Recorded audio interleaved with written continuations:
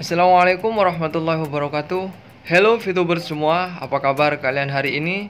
Semoga dalam keadaan sehat semuanya. Kawan-kawan semua, akhir-akhir ini banyak informasi yang mengatakan bahwa VTube itu berbahaya, ilegal, tidak berizin, dan lain sebagainya. Oleh karena itu, di kesempatan kali ini saya akan membahas dan membedah bagaimana bahaya-bahaya VTube bagi kita sebagai penggunanya. Baik, kita coba bedah bersama.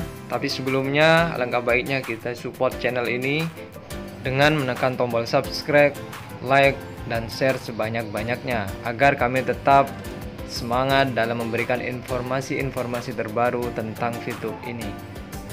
Baik, setelah saya buka-buka Facebook, saya banyak menemukan orang-orang yang ternyata tidak suka terhadap VTube, dan tidak sedikit pula orang-orang yang senang dengan adanya VTube ini.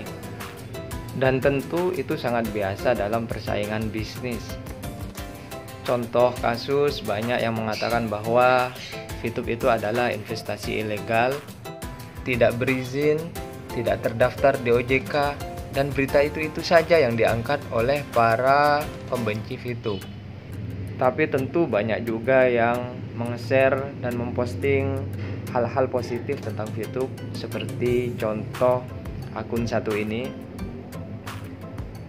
Dia mungkin sudah merasakan hasil dari permainan VTube-nya. Kakak Dedi baru saja penarikan sudah dikasih lagi, view point-nya sudah 281 lebih. Lantas kalau melihat postingan-postingan seperti itu, di mana letak bahayanya kita bermain di VTube atau bahayanya kita mendaftar VTube? Terlepas dari ilegal atau tidaknya, terdaftar atau tidaknya di OJK, itu tidak penting. Saya akan membedah sisi lain dari berita tentang ilegal dan tidak terdaftarnya di OJK. Sekarang teman-teman coba buka akun VTube-nya semua. Kita coba bedah satu persatu hal-hal yang ada di dalam VTube itu. Apakah itu berbahaya untuk diri kita, pribadi kita, atau data diri kita? Karena itu dulu yang terpenting. Selebihnya tentang ilegal, berizin tidaknya itu saya rasa tidaklah terlalu penting.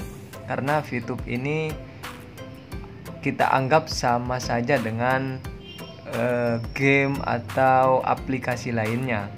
Nah, yang pertama ingin saya bahas adalah ketika mendaftar VTube itu kita diharuskan untuk mempunyai nomor telepon atau nomor HP. Itu syarat pertama, karena nantinya itu dibuat untuk mengirim OTP dan masuk ke akun VTube. Jadi pertanyaannya, apakah ketika nomor HP kita disebar atau digunakan untuk mendaftar VTube, apakah itu berbahaya? Tentu tidak. Pihak VTube tidak ada kepentingan untuk menggunakan atau mengganggu nomor HP para penggunanya. Tapi pertanyaannya sekarang, kok banyak akun VTube teman-teman yang dibobol? Itu bukan pihak VTube pelakunya, tapi kesalahan kita sendiri yang teledor tidak menjaga sebaik mungkin data-data terkait tentang akun VTube pribadi kita. Jadi jaga baik-baik ya akun VTube-nya.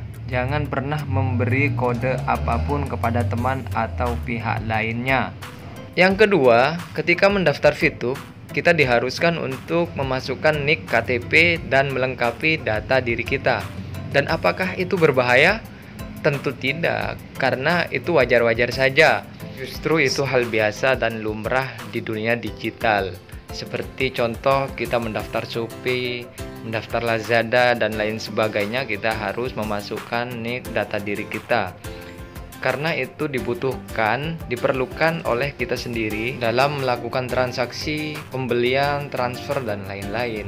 Jadi kita tidak perlu khawatir meskipun kita memasukkan NIK KTP, data diri dilengkapi dalam mendaftar akun VTube. Toh kita tidak menyerahkan KTP yang asli kan?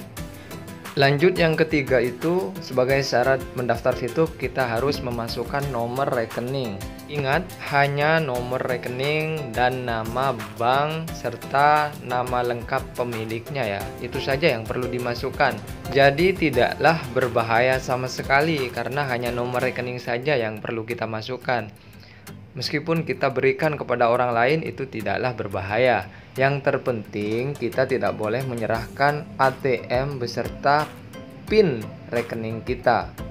Itu baru berbahaya. Persyaratannya hanya itu kan yang dibutuhkan ketika mendaftar Fitup. Jadi di mana letak bahayanya? Hanya nomor HP, data diri, KTP, nomor rekening itu yang kita masukkan ketika mendaftar.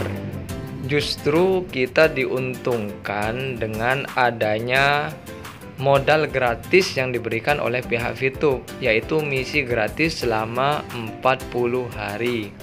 Dan itu adalah modal awal yang harus kalian pergunakan sebaik-baiknya. Lantas pertanyaan saya, di mana letak ruginya, di mana letak bahayanya? Tidak ada sama sekali. Dan tugasnya pun cukup mudah. Hanya menonton iklan selama beberapa detik saja, per hari itu 10 kali. Dan itu pun tidaklah menghabiskan banyak kuota internet. Sama halnya kita bermain Facebook, WA, game online, dan lain-lain. Justru itu yang banyak menyerap atau menghabiskan data internet, dan itu tidaklah menghasilkan menurut saya. Di Fitup ini kerjanya mudah, tidak perlu modal, dan tentu menghasilkan. Jadi kalian yang ingin mendaftar Fitup silahkan daftar saja, tidak perlu takut untuk mendaftar. Jangan hiraukan informasi-informasi negatif tentang Fitup. Itu saja dari saya, terima kasih atas perhatiannya. Saya ucapkan sampai jumpa dan salam sukses Fitubers Indonesia.